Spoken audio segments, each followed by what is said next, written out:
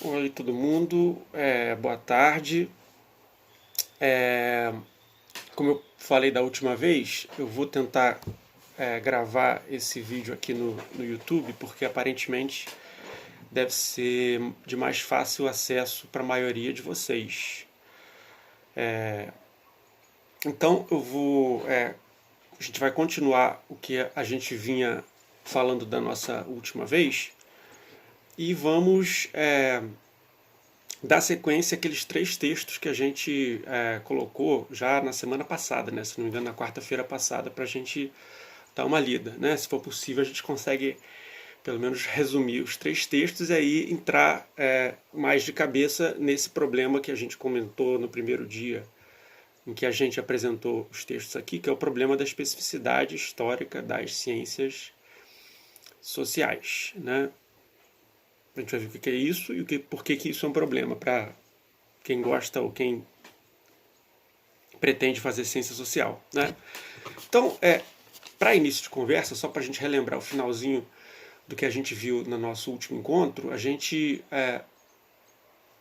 tentou explicar que o nosso primeiro ponto do curso, que são noções básicas de metodologia, epistemologia e ontologia, estão relacionados ao ponto 2 do curso, que é a chamada Batalha dos Métodos, que aconteceu no finalzinho lá do século XIX entre um alemão, da escola histórica alemã, que a gente chama de economia, o Gustav Schmoller, e o Karl Menger, da escola austríaca, né, o precursor da escola austríaca de economia.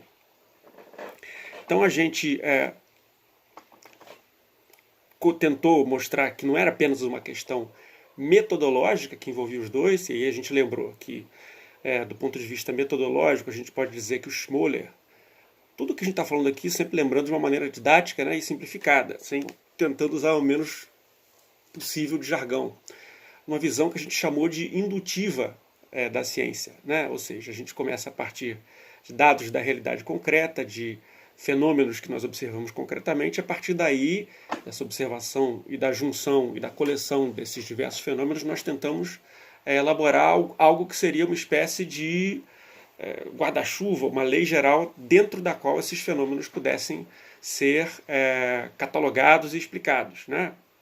Então, só para lembrar, para o alemão, o Schmoller, a gente começa dos particulares e tenta, a partir dos particulares, imaginar algo que seria uma categoria ou uma lei universal, né, que englobasse esses fenômenos particulares. Essa é a visão do Schmoller.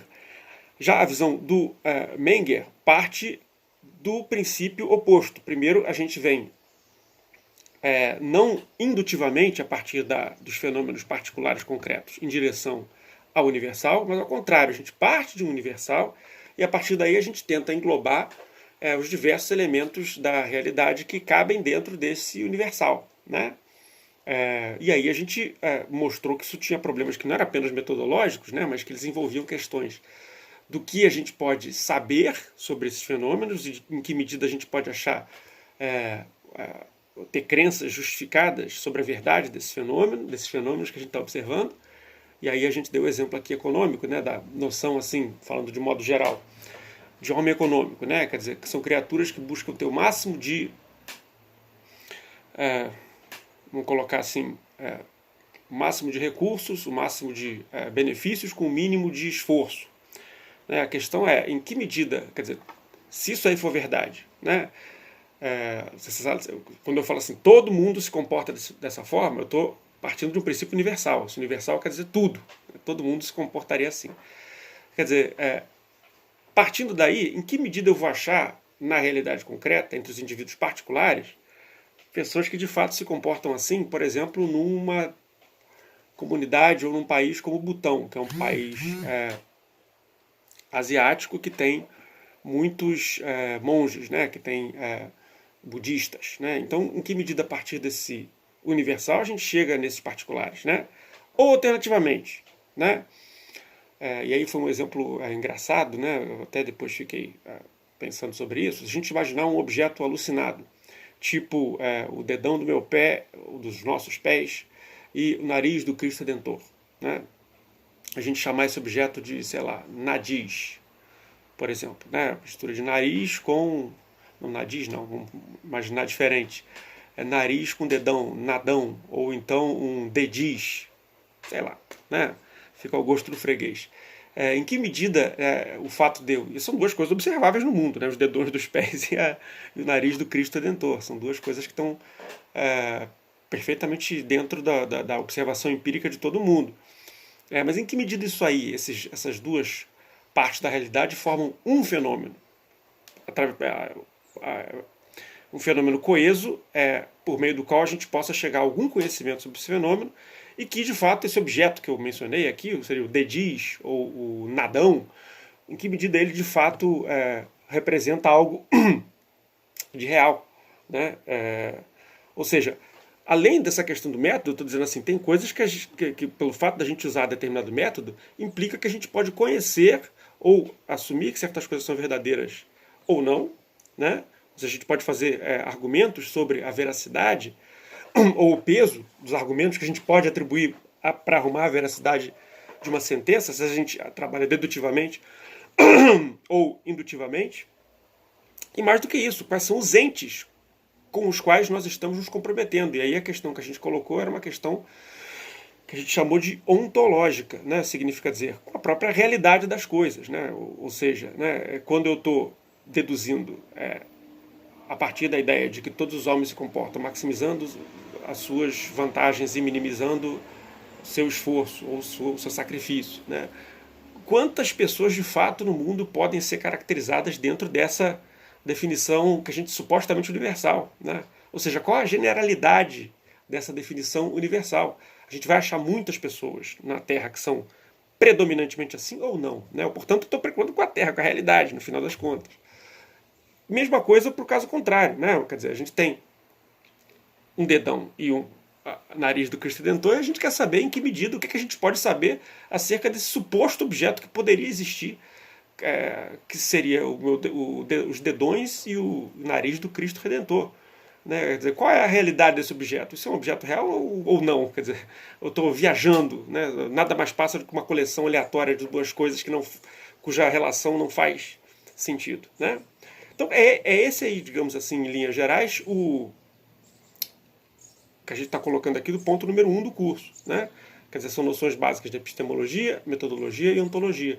E a gente está sugerindo que existe uma relação entre essas três coisas, embora essa relação não seja nem simples, nem unívoca, nem nada disso, mas a nossa sugestão aqui é de que essa relação existe e que merece ser observada. De forma que a batalha dos métodos, que a gente coloca ali no ponto 2 do curso, não é só de métodos, né? É uma batalha também sobre o que a gente pode conhecer e atribuir a verdade e com que parte da realidade concreta, da realidade mais profunda, a gente está se comprometendo quando assume esses métodos e essa capacidade de conhecimento. Né? Quer dizer, digamos, de um princípio universal, né, qualquer, a gente, por exemplo, faz deduções que são 100% necessariamente verdadeiras. Quer dizer, de um ponto de vista epistemológico, ou seja, da teoria do conhecimento da verdade, a gente sabe que a partir da dedução de uma hipótese ou lei universal, a gente chega a uma realidade, a uma dedução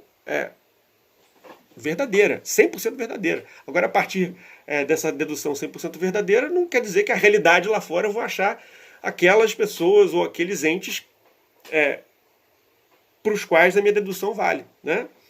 É esse o ponto que a gente está colocando. Né? E o contrário também, quer dizer, o fato de eu imaginar um objeto que, como eu falei aqui, o dediz ou o nadão, não significa dizer que eu vá achar, de fato, nessa categoria aí de nadão ou de dediz, algo que seja, que me transmita um conhecimento além do que eu conheço sobre os dedões e sobre o nariz do Cristo, ou sobre a realidade desse objeto. Né? Eu não sei exatamente em que medida essa categoria me diz alguma coisa sobre a realidade.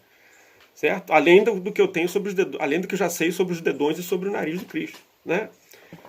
Então, esses pontos são os que estão, assim, digamos, por trás da nossa discussão.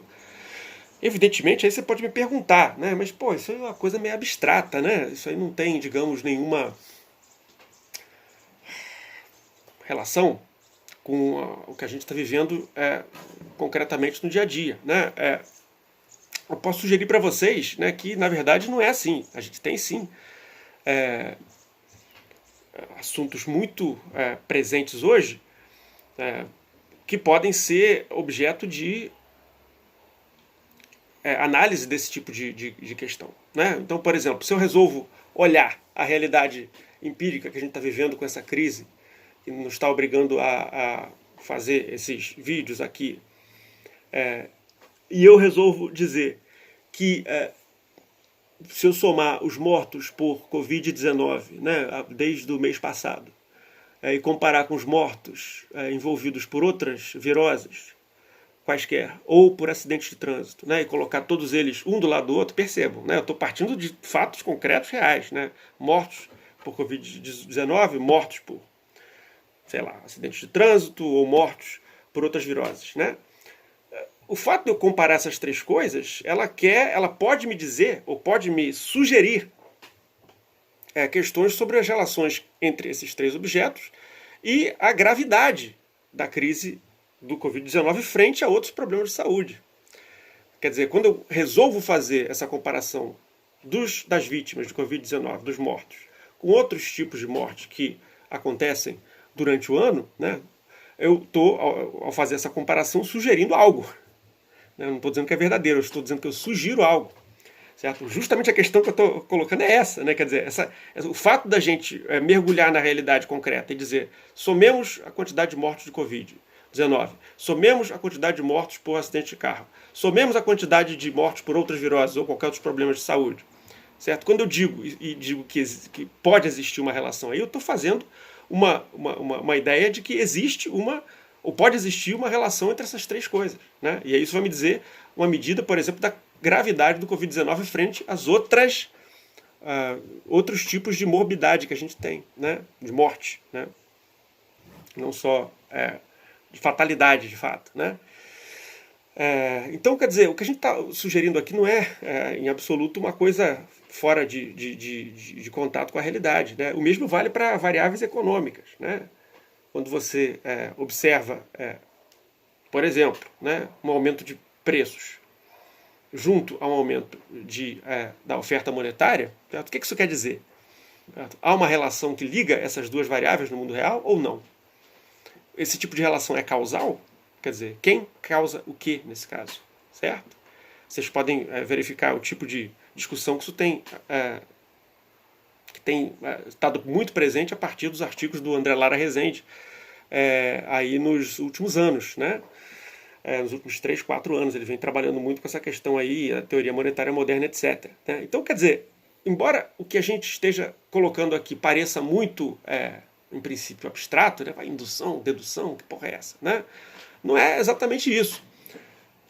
Não é uma coisa completamente abstrata, ela tem a ver com o tipo de argumentação que a gente faz no dia a dia para problemas bastante concretos, tanto para nós enquanto economistas, quanto cientistas sociais em geral. Tá? Eu não vou me aprofundar muito mais nesses problemas, porque senão a gente vai perder o foco do nosso encontro de hoje, que era justamente falar um pouquinho dos textos que a gente sugeriu para vocês. Né? Só para a gente lembrar, os textos são, o primeiro deles, né, a gente vai colocar eles numa certa ordem, vou explicar por quê. Né? São Nações e Estilos de Economia Política, um texto de 2017, certo? De 3 professores da UFMG, e a gente vai sugerir a leitura desses textos, porque nesses textos vai estar presente essas questões todas que a gente está colocando, que eu coloquei aqui nesses primeiros 13 minutos, para a gente poder desenvolver. Certo? Então, como é que isso aparece, na verdade? Né? Então, esse texto aí de 2007 vai pressupor, né, e essa é a questão que a gente está colocando aqui, para a gente se aproximando da questão da especificidade histórica das ciências sociais, e a questão que se iniciou na Batalha dos Métodos, mas que a gente pode dizer que não, de forma alguma foi plenamente resolvida, né, é a ideia de que o pensamento econômico reflete circunstâncias históricos, culturais, que o forjaram, né, e o viram nascer. Né, ou seja, é dizer que o pensamento econômico, né, quando a gente imagina querer fazer ciência a partir de certos princípios que seriam idealmente universais, né, é a ideia aqui que a gente está tendo um desafio dessa visão. Ou seja, esses princípios que supostamente seriam universais, seriam desapegados ou desconectados de realidades culturais e históricas concretas, né, não existe, né? Quer dizer, ou seja, o pensamento econômico, né, que gostaria de ser científico, reflete circunstâncias histórico-culturais que o forjaram e o viram nascer, né?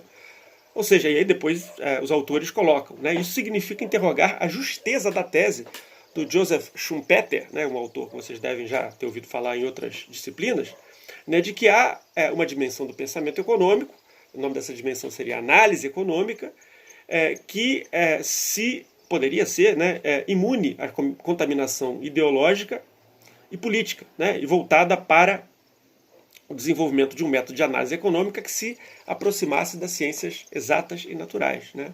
Então, o que está envolvido para nós aqui é em que medida o pensamento econômico pode, de fato, arrumar leis que sejam universais, né? Dado que ele sempre surge a partir de um determinado contexto, como eles estão colocando aqui, histórico-cultural. Ou seja, o que a gente está colocando aqui é basicamente as questões discutidas nos primeiros minutos desse vídeo. Quais sejam as questões de que, a partir de determinados contextos, como eu posso ter certeza de que eu chego a leis ou princípios universais, né? Então, quer dizer, a ideia do texto é mostrar que normalmente isso é complicado de ser feito, né? E aí, quer dizer, a ideia de que existe uma relação entre conhecimento e sociedade, e que essa relação, né, eles já colocam isso, não é nem linear, ou seja, não dá para dizer que uma vez que a sociedade é de um jeito, o conhecimento vai ser do mesmo jeito. Não é nem unívoca, quer dizer, a partir de uma determinada sociedade a gente pode gerar vários tipos de conhecimento, inclusive antagônicos entre si. Não é imediato, ou seja, a gente não pode assumir que a partir de uma determinada sociedade a gente vai ter um determinado tipo de conhecimento, né? E não é transparente, ou seja, a gente não sai de uma sociedade e, pela simples observação da sociedade, chega ao tipo de conhecimento que ela produz. Em outras palavras, né? E repetindo, a relação entre conhecimento e sociedade não é nem linear, nem unívoca, nem imediata, nem transparente, né?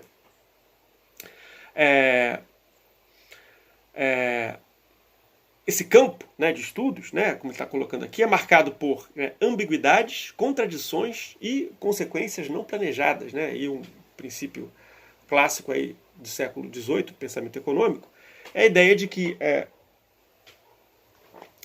as teorias, né, que a gente imagina que cria nas ciências sociais, né, elas são permeadas de ambiguidade, de contradições e de consequências que elas não imaginam que possam ter, né? Ou seja, a gente imagina que está criando uma teoria completamente perfeita, bonitinha, fechada, formal, matematizada, mas no fundo, e a gente vai observar isso no decorrer do nosso próprio curso, quando a gente estudar os autores marginalistas, elas carregam uma tensão interna, uma ambiguidade no tipo de análise que elas querem fazer. A gente vai tentar justamente iluminar esse tipo de ambiguidade, o tipo de contradição que está ali por trás também, de alguma forma, e o que essas teorias acabam fazendo, que nem sempre o que a teoria gostaria de fazer, ela faz, né? Isso é uma observação que o Michel Foucault, o filósofo historiador francês, observou aí já no século XX, que evidentemente o autor às vezes sabe muito bem o que ele quer dizer quando ele está fazendo a teoria, né? Então o autor pode estar plenamente consciente do que ele quer dizer com a teoria. O que ele não sabe é o que a teoria dele vai fazer, né, na prática, quando ela for jogada e quando ela for circulada, quando ela circular em determinadas instituições, quando ela for usada, consumida, quando ela for distribuída por determinadas redes de poder, né? Então, essa parte que a gente não sabe, né? Então são as consequências não planejadas das ações planejadas do escritor, ou do autor, ou da autora, que quer fazer o texto, né? Então é esse o problema que a gente está colocando aqui. Vocês veem que é o mesmo problema que a gente iniciou a nossa aula de hoje, né? O encontro de hoje. Quer dizer, como sair, portanto, de uma circunstância que é histórica e culturalmente particular para uma que seja para leis ou para princípios que sejam de fato universais, né? Então o texto aí, a partir desse momento, ele mostra como, em princípio, um pensamento econômico francês e inglês é diferente segundo a análise que o Marx faz aí no Tratado de 1859 dele, né, que é o Para a Crítica da Economia Política. Né? E aí ele observa, por exemplo, como o pensamento econômico francês, devido ao fato de ter um absolutismo muito forte quando ele surge, né, e a gente está falando especificamente dos séculos XVII né, até o século XVIII, mas principalmente no século XVII, que é quando a gente tem a maior parte do século XVII governada pelo Luís XIV, que a gente conhece como o Deus Sol, né, a ideia do l'état c'est moi, o Estado sou eu, né, quer dizer, o Estadão gigantesco, aí, todo poderoso da França, né, quer dizer, o pensamento que surge nesse momento com um autor como Bois-Guilbert, né, que tem tratados sobre a natureza da riqueza, são inevitavelmente marcados pelo fato de você estar envolvido no absolutismo, né, nessa ideia de que o Estado tem um poder bastante forte. Isso aí vai passar, segundo a sugestão do Marx, não só por Bois-Guilbert, mas depois também para Quesnay e depois Sismondi, né, que é suíço, mas que pega desse pensamento francês. Portanto, não é necessário que essa questão que ele está colocando aqui da linearidade, univocidade, imediaticidade e transparência, acontece o tempo todo. Não é pelo fato de você ter nascido na Suíça que o pensamento francês não vai ter influência, né, nesse autor. E até Walras, como ele coloca. Né? E se a gente quiser trazer isso aí para a crise do Covid-19 para hoje, a gente pode ver o discurso do Emmanuel Macron sobre como é o papel do Estado francês dar conta e assegurar a todo mundo, isso é o Estado francês, né? A ideia de que a saúde é um bem público e que deve ser assegurado a todos pelo Estadão, né? E, portanto, temos que fazer algo, né? É claro que o Macron aí a gente vai ter uma outra questão. Estamos no século XXI já, mas aí é uma linhagem que vem acontecendo francesa, né? E o Marx compara isso com a linhagem que vem lá do William Pitt, da Inglaterra, que passou desde o século XIII pela Magna Carta, né, a ideia de você conter o poder absoluto dos reis. Né? Então o fato de você conter esse poder vai fazendo com que a gente vá tendo um pensamento econômico que vá ser menos dependente do Estado, digamos assim, né? Quer dizer, na palavra aí dos autores do texto, né? Enquanto no pensamento francês sempre vai ter um elemento estranho, né? Usurpador da produção e da riqueza burguesa, né? Que vai ser o Estado, no pensamento inglês você não vai ter isso porque as circunstâncias históricas concretas, né? A partir desde o século XIII, com a formação da Magna Carta, vou fechar a janela porque o vento está me atrapalhando.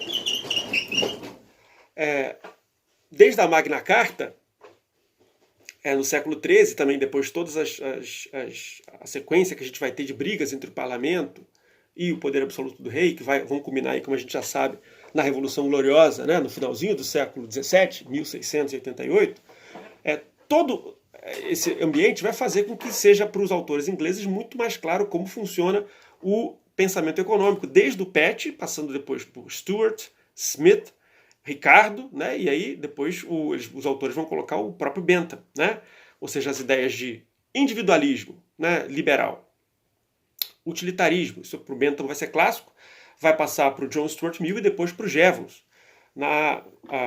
que é o que a gente vai estudar, né? E ideia de empirismo estão presentes muito nesse tipo de pensamento comparado ao francês.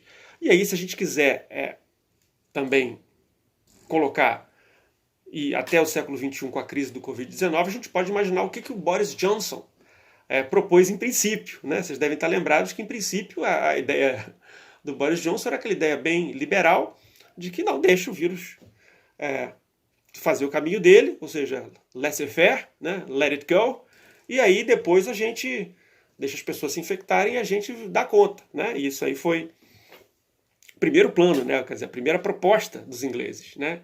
Isso depois foi colocado para trás, e a gente vai trabalhar essa questão no curso, do que a gente vai chamar aqui de pêndulo liberal, que é um pêndulo que surge desde o século XVII entre os princípios de liberdade e segurança, né?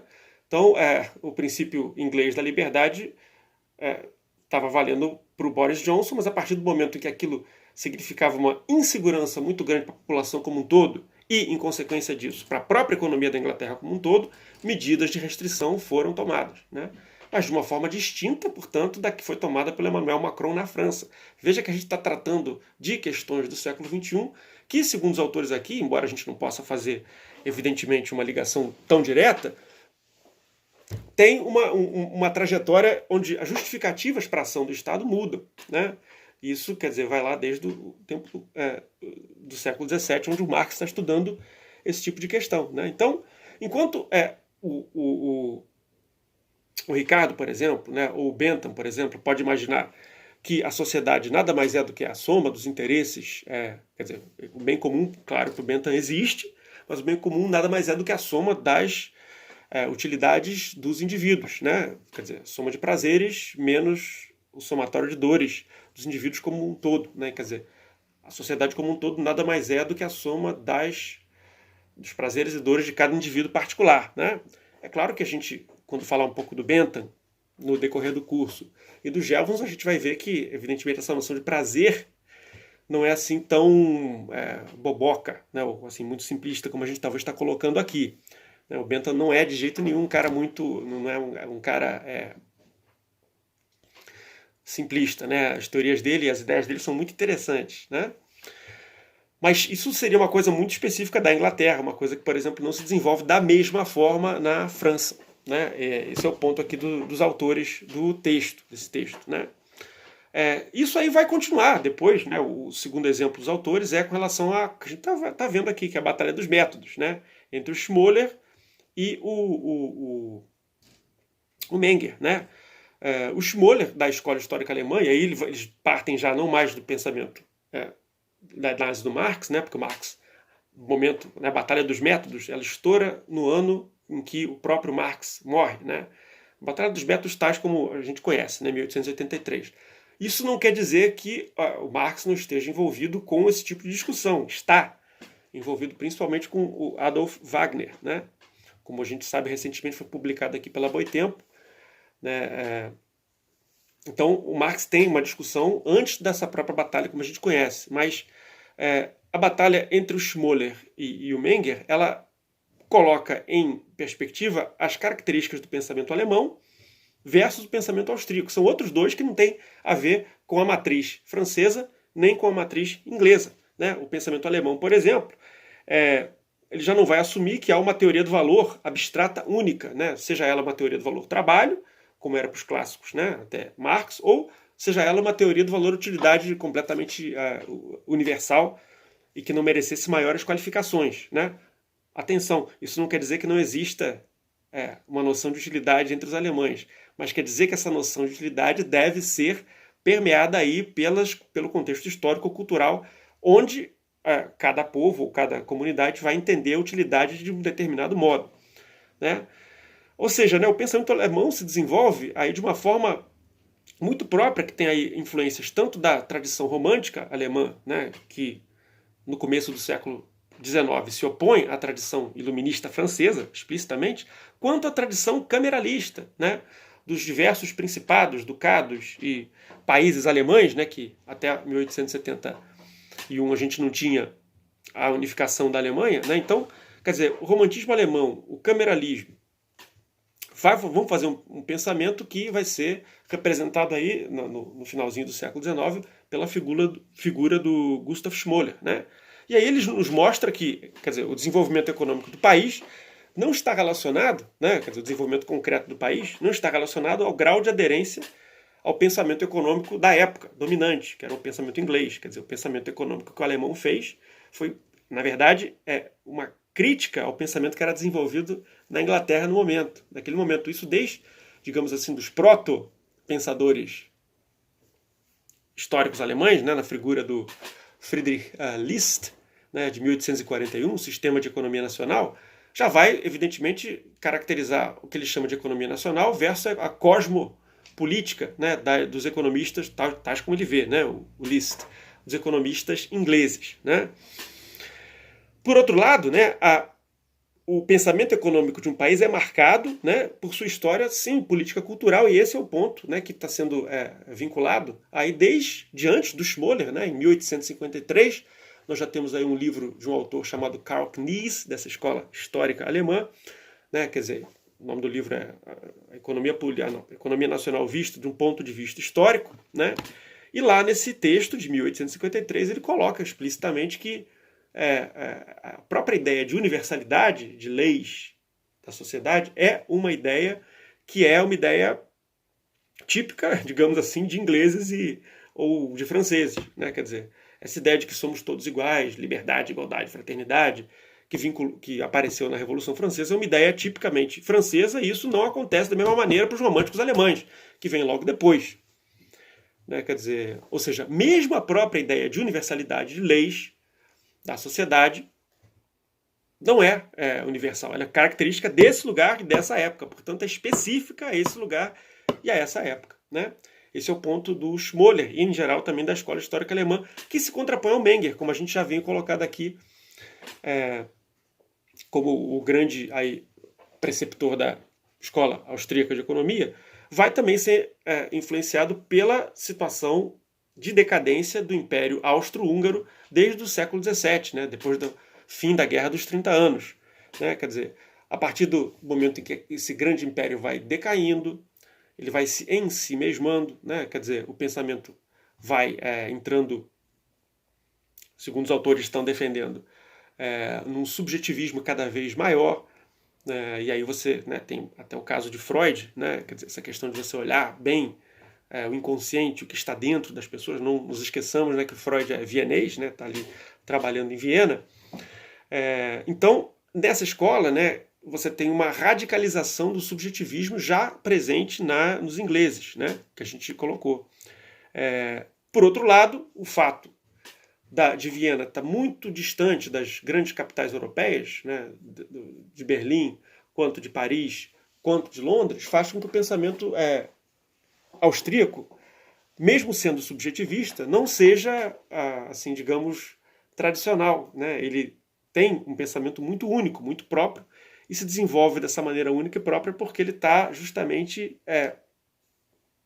longe, como diria que o Humberto Gessinger aqui, longe demais das capitais, né? Está colocado aí no cantinho, perto já do leste europeu, portanto longe das grandes capitais europeias daquele momento, no final do século XIX, né, que seriam, a gente podia colocar aí Berlim, Londres e Paris. Né? Então, a partir desse momento, o pensamento econômico austríaco vai se desenvolvendo, portanto, nessa linha. Né? Ou seja, o que todos esses exemplos que a gente está dando aqui estão colocando? O exemplo francês, inglês, alemão e austríaco. Que o pensamento econômico que se desenvolve em cada um desses lugares é característico e é influenciado indelevelmente pela circunstância histórico-cultural em que esses pensamentos acontecem. Né? Isso é um baita problema para nós. Eu já